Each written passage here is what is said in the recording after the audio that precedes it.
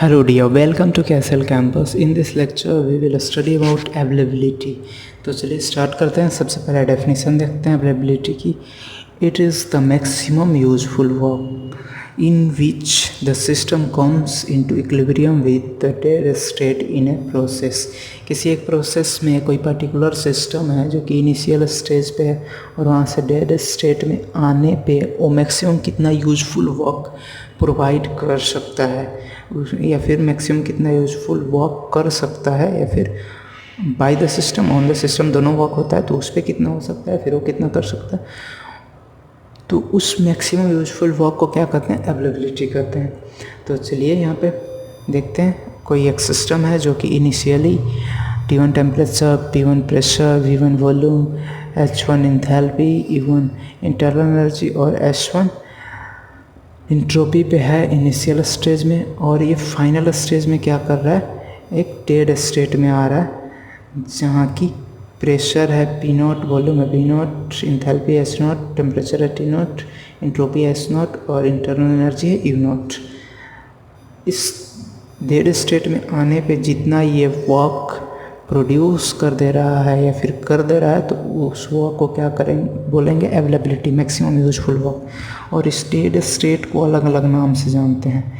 Dead state को final state भी बोलते हैं, रेफरेंस स्टेट भी बोलते हैं, एटमॉस्फेरिक स्टेट भी बोलते हैं, एम्बिएंट स्टेट भी बोलते हैं, सराउंडिंग स्टेट भी बोलते हैं और डेटम स्टेट भी बोलते हैं। तो इसका टोटल कितने नाम होगा? 1 2 3 4 5 6 7 इसके टोटल नाम होगा।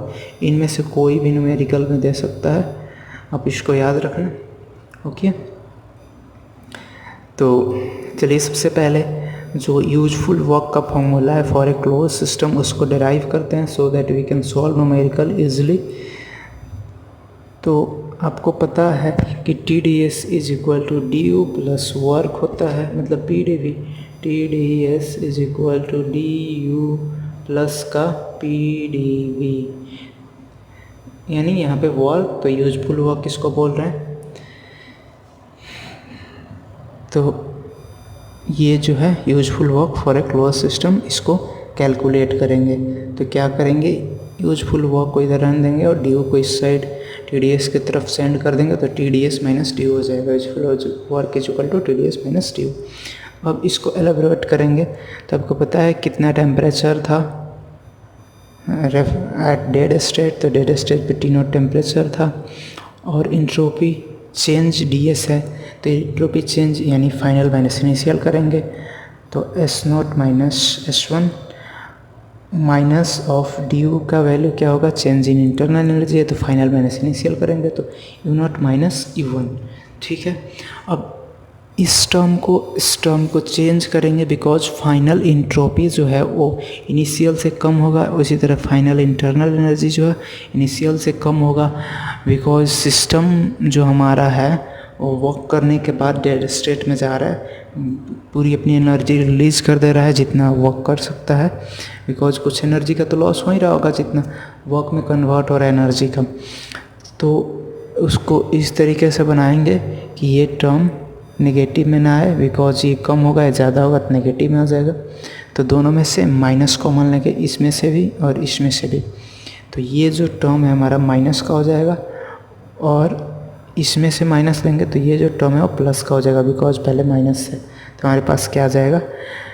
Useful work is equal to U1 minus U0 minus of, और ये यहाँ आ जाएगा T0 into S1 minus S0, मतलब entropy minus entropy initial minus final. तो ये हमारे पास यूजफुल वर्क का फॉर्मूला हो जाएगा। अब एक स्पेशल केस देखते हैं, इसको स्पेशल केस बोल सकते हैं, केस 1 ना बोला, स्पेशल केस। इसमें जो सिस्टम है वो इनिशियल स्टेट से रेफरेंस स्टेट पे ना जाके मतलब डेड स्टेट पे ना जाके एक इंटरमीडिएट स्टेज पे आ रहा है जिसका कि pressure P2, volume P2, temperature T2, internal energy U2 और इंट्रोपी S2 है। तो क्या होगा? इसका फॉर्मूला किस तरीके से करेंगे? तो एक बीच इंटरमीडिएट स्टेट जो है इसका फाइनल स्टेट हो रहा है, तो वहाँ पे आ रहा है, तो इसके लिए कैलकुलेट करेंगे। तो आपको पता है इसको 1 मान लेते हैं, इसको 2 मान लेते हैं और इसको 0 स्टेट मान लेते हैं। तो जब 1 से 0 पे आ रहा है, 2 से 0 पे आ रहा है और 1 से 2 पे आ रहा है, तीनों के लिए देखेंगे। तो सबसे पहले जो 1 से 0 पे आ रहा है तो हमारे पास यूजफुल वर्क का फॉर्मूला क्या था, जिसको कि dW से डिनोट कर रहे थे फॉर क्लोज सिस्टम। तो U1 minus U0 minus of T0 minus T0 into S1 minus S0। जब 2 से 0 पे आएगा, मतलब जो 2 स्टेट 2 है उससे 0 पे आएगा तो U2 माइनस U0 हो जाएगा, U1 चेंज होकर माइनस ऑफ T0 इंटू और S1 की जगह पे S2 आ जाएगा minus of S0 final state. लेकिन जब 1 से 2 पे आएगा तो इसके लिए क्या हो जाएगा, इनिशियल माइनस फाइनल। तो U1 minus U0 minus of T0 और S1 माइनस S2 मतलब इनिशियल माइनस फाइनल। ओके, तो हमारे पास जब 1 से 2 प्रोसेस के लिए आ रहा है तो ये हो रहा है। तो मतलब इससे हमें जनरल फार्मूला क्या मिल रहा है कि useful work for a close system is equal to initial internal energy minus final internal energy minus of temperature of dead state मतलब T0 जो डेटम टेम्परेचर है, into initial entropy minus final entropy. इस formula को याद रखेंगे, important है, ठीक है। अब चलिए मैक्सिमम यूजफुल वर्क क्या होगा फॉर ए क्लोज सिस्टम। हो तो यूजफुल वर्क था, मैक्सिमम यूजफुल वर्क क्या होगा, उसके लिए सेम वैसा ही यूजफुल वर्क में से जो यूजफुल वर्क का फॉर्मूला था उसमें से क्या करेंगे, P0 dV को माइनस कर देंगे। मतलब जो फ्लो वर्क बच जा रहा है एट द रेफरेंस स्टेज मतलब डेड स्टेट, तो उसको माइनस कर देंगे। तो रेफरेंस स्टेट पे प्रेशर P0 है और चेंज इन वॉल्यूम निकाल लेंगे, इनिशियल माइनस फाइनल है फिर। तो ये जो इतना फॉर्मूला है हमारे पास यूजफुल वर्क का था, आपने देखा था। और इसमें से माइनस करेंगे P0 माइनस dV वॉल्यूम के लिए, तो final volume minus initial volume. लेकिन अगर ये क्या हो रहा होगा, वॉल्यूम कंट्रैक्ट हो रहा होगा, तो अगर फाइनल माइनस इनिशियल करते हैं तो ये पूरी टर्म नेगेटिव आ जाएगी। और अगर वॉल्यूम एक्सपेंड हो रहा होगा तो ये पूरी टर्म पॉजिटिव आएगी। तो इसके लिए हम चेंज कर लेते हैं, क्योंकि ये सारा फाइनल माइनस इनिशियल है तो इसको भी फाइनल, सॉरी ये सारा इनिशियल माइनस फाइनल है तो इसको भी इनिशियल माइनस फाइनल में चेंज कर देते हैं।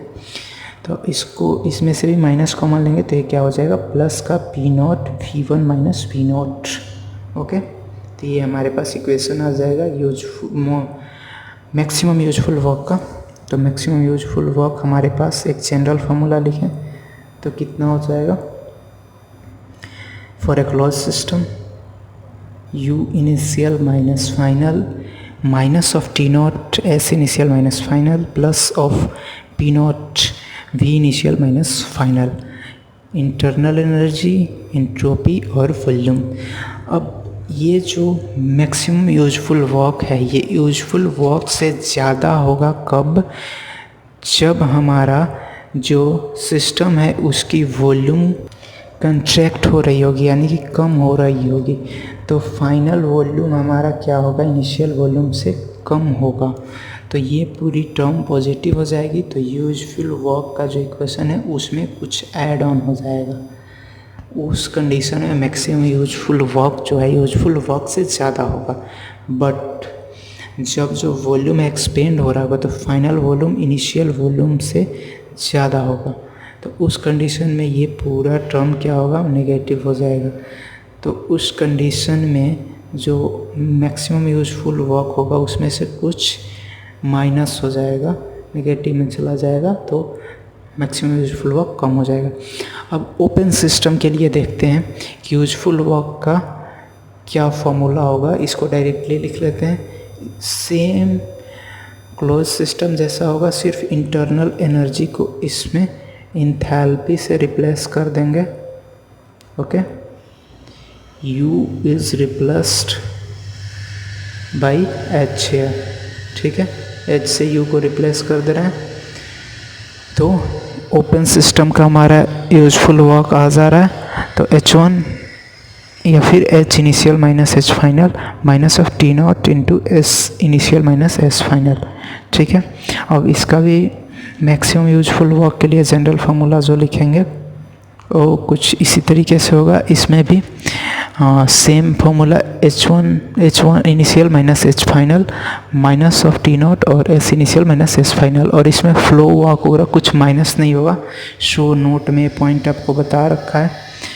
The expression of useful and maximum useful work is same for the open system।